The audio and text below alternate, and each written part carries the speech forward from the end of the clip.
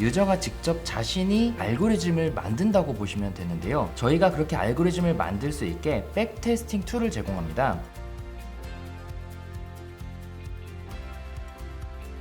국내 최초로 제도권 금융회사가 핀테크 스타트업을 인수한 사례가 되게 되었습니다.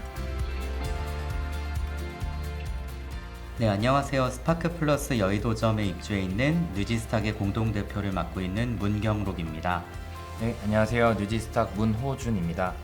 현명한 투자라고 생각합니다. 데이터 기반의 핀테크 서비스로 누구나 현명한 투자를 할 수 있게 지원하고 있기 때문입니다. 뉴지스탁이 설립되던 당시만 하더라도 개인 투자자들이 얻을 수 있는 정보가 한정적이었습니다.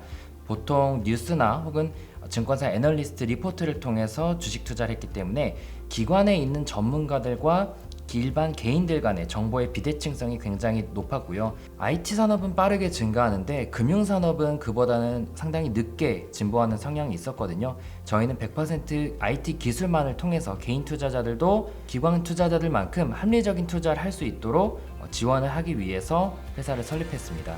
주식 투자하는 사람들은 다 자기만의 전략이 있습니다. 예를 들어 외국인들이 많이 사는 주식 혹은 시가총액 큰 삼성전자 같은 대형주만 산다.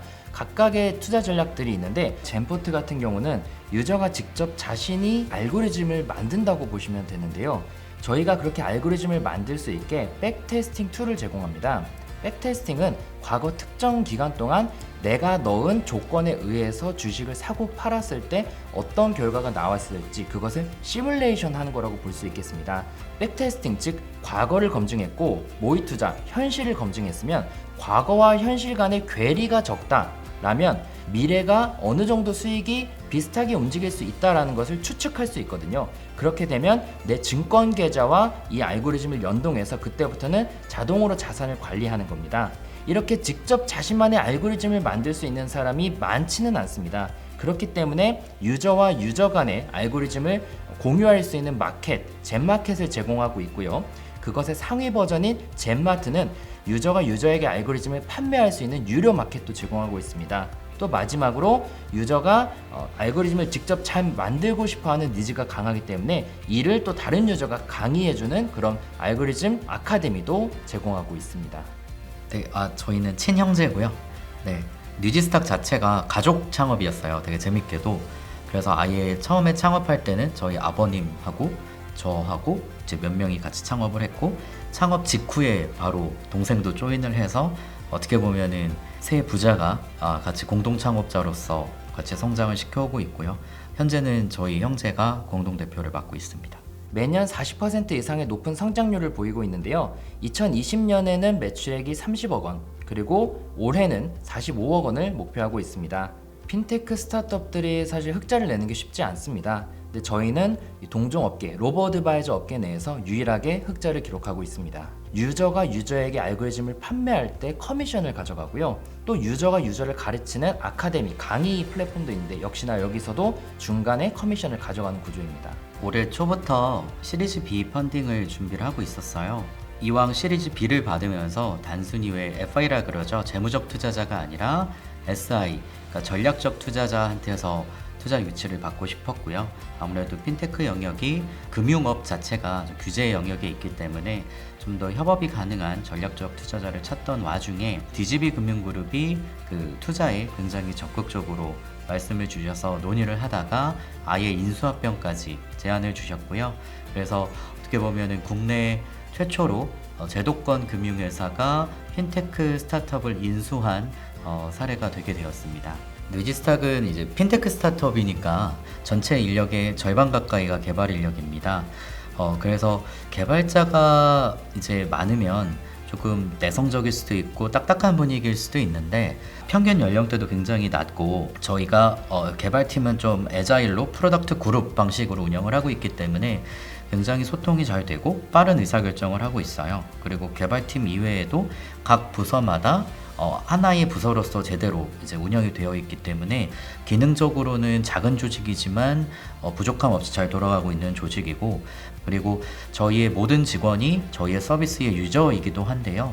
저희 회사에 입사를 한 모든 직원들한테는 투자 지원금 같은 것도 이제 제공을 하고, 그걸 가지고 직접 알고리즘을 짜서 그 돈을 가지고 운용을 해서 사내 투자 대회도 계속 상시로 정기적으로 운영을 하고 있는 상황입니다. 저만의 투자 팁이란 거는 특별히 있진 않습니다. 저도 그렇고 저희 뉴지스탁 직원들이나 저희 유저들이 다 비슷한 투자를 하고 있는데요. 그 말은 주식 계좌를 오픈하는 거는 이제는 모바일로 너무 쉬워졌고 비용 자체도 거의 무료입니다. 그래서 대부분의 주식이나 ETF 투자자들이 복수개의 증권 계좌를 가지고 있고요. 젠포트를 통해서 한 서너 개 정도를 각각의 그 성향에 따른 이제 다른 알고리즘으로 증권 계좌를 이제 연동해서 굴리고 있고, 계좌 하나 정도는 이제 심리적으로 안정감을 위해서 직접 종목을 픽업해서 투자를 하기도 하는데, 대표라서 뭐 더 특별한 게 있다라고 하기보다는 저나 저희 직원들이나 저희 유저들이나 4-5개의 복수 계좌를 알고리즘과 직접 운영하는 계좌를 섞어서 효율적으로 운영하고 있다라고 보시면 됩니다. 2021년의 가장 큰 도전은 DGB 금융그룹의 인수합병이 된 걸로 볼 수 있고요. 어떻게 보면 첫 사례잖아요. 국내에서 제도권 금융사가 핀테크 스타트업을 인수한 첫 사례이니만큼 장점이 훨씬 더 많지만 저희 당사자들 입장에서는 아주 쉬운 과정은 아니었어요. PMI라고 하는 과정이 이제 인수합병 이후에 있었는데, 포스트 머지 인테그레이션이라고 인수합병 후 통합 과정이라고 생각을 하시면 됩니다. 그래서 대기업 산하로 들어가게 되면서 대기업의 체계를 저희한테 이식을 해서 좋은 시스템을 구축을 하게 되는 과정인데, 저희가 스타트업으로서 굉장히 자유롭게 성장을 해왔고 직원 수도 사실 대기업이라고 하기엔 좀 작은 21명 정도이기 때문에 저희 입장에서는 조금 적응하는 시간이 필요는 했어요. 하지만 궁극적으로는 하나의 뉴지스탁이라는 기업으로서는 더 큰 발전이 있었을 거고요. 고객 입장에서는 저희 뉴지스탁이라는 회사 자체가 안정적이고 신뢰할 수 있고 튼실해야지만 본인의 투자를 믿고 같이 할 수가 있는 부분이기 때문에 고객이나 회사 입장에서는 더 장점이 많은 PMI였다라고 생각을 합니다. 핀테크 스타트업으로서의 정체성을 잃어버리지 않고 항상 빠르고 민첩하게 성장을 하면서 고객에게 득이 되는 서비스를 지속적으로 만들어가는 게 앞으로의 계획이고, 나아가서는 수년 내에 기술특례 상장까지도 또 계획을 하고 있는 상황입니다. 작은 스타트업으로 시작을 했지만 대기업 계열사에서 상장사까지도 성장하는 모습을 저희 유저분들이나 투자자분들한테도 잘 보여드리고 싶고요. 대부분의 로보어드바이저 회사들은 본인들이 만든 알고리즘으로 상품화를 하거든요. 근데 저희 같은 경우는 저희가 아닌 개인 각각이 만든 알고리즘을 저희 금융 계열사인 DGB를 통해서 상품화하는 그런 생태계를 만들 예정이고요. 이런 생태계 조성을 기반으로 현재는 국내 퀀트 투자 플랫폼 1등이지만 세계적인 회사가 되는 것이 저희 주 목표입니다.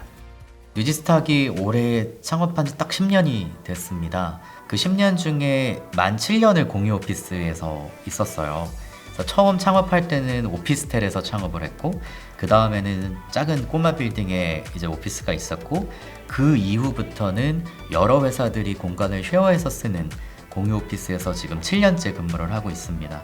저희가 이제 그렇게 공유 오피스를 좋아하는 이유는 뭐 비용적인 측면이나 이런 공간적인 측면에서 굉장히 효율적인 게 첫 번째일 수 있고요. 왜냐면 저희만의 단독 오피스를 쓰다 보니 불편한 점들이 굉장히 많았고 유휴 공간도 너무 많아서 거기에 나가는 비용도 아까웠는데, 공간 측면에서의 효율성도 좋았고, 그리고 그 공간을 관리하기 위해서 인원도 한두 명이 필요한데 공유 오피스를 쓰면 그 인원도 세이브할 수가 있거든요. 두 번째는 옆에 있는 회사들과 직접적인 교류가 있을 수도 있고 없을 수도 있지만, 이 공유 오피스 안에 들어와서 열심히 일하는 회사들의 그런 보이지 않는 에너지가 있습니다.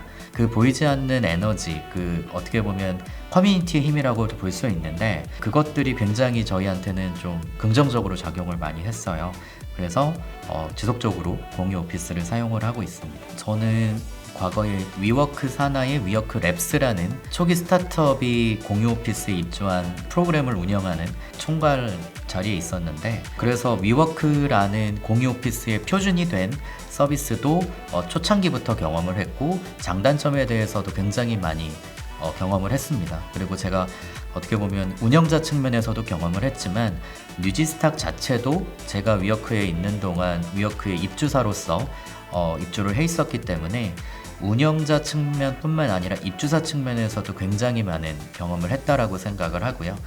그 관점에서 몇 군데 공유 오피스들도 많이 방문을 하면서 서로 교류도 하고 많이 배움의 자리가 있었던 것 같아요. 그 과정에서 가장 인상 깊었던 공유 오피스가 스파크 플러스였고요. 저희가 스파크 플러스 1호점일 때부터 제가 방문을 했었는데 그때의 모습과 저희가 입주 결정을 한 지금의 모습은 거의 천지 차이라고 볼 수 있을 정도로 큰 발전이 있었어요. 가장 큰 진보를 이룬 게 스파크 플러스라고 생각을 했고요. 일단은 공간적인 측면이 가장 만족스러웠고요. 저희가 지금 입주해 있는 스파크 플러스 여의도점 같은 경우는 회의가 굉장히 잦고 그리고 제도권 금융사들과 이제 협업을 하거나 클라이언트로 갖고 있는 입주사들이 많기 때문에 포멀한 분위기도 있어야 되고 IR룸 같은 경우도 별도로 있어야 되는, 그러니까 그 지역적인 특색을 스파크 플러스 여의도점은 정말 잘 구축을 해놓은 상황이었고요. 사실 저희 같은 입장에서는 라운지가 큰 게 별로 소용이 없었거든요. 그런데 저희가 정말 필요로 했던 소규모, 중규모 사이즈의 회의실이 정말 많아서 회의실 예약하느라고 고생을 할 필요도 없었고 클라이언트와 만날 때 IR룸 같은 거를 정말 잘 사용을 하고 있는데 저희가 단독 오피스를 꾸렸을 때는 정말 상상을 하지 못할 정도의 좋은 효율이 나오고 있다라고 생각을 합니다. 일하기 좋은 공간으로 볼 수 있을 것 같아요. 스파크 플러스의 모토가 고객은 회사의 성장에만 집중을 해라, 우리가 고객한테 집중을 하겠다 이시잖아요. 실제로 그렇게 잘 운영이 되고 있는 것 같고 커뮤니티 팀의 수준이나 커뮤니티 팀이 어떻게 보면은 눈에 보이지 않는 그런 지원이 굉장히 중요한데 그 부분에 있어서 스파크 플러스가 제가 경험했던 어떤 공유 오피스들보다도 높은 수준을 유지하고 있기 때문에 일에만 집중할 수 있는 환경을 만들어 주시는 것 같아요.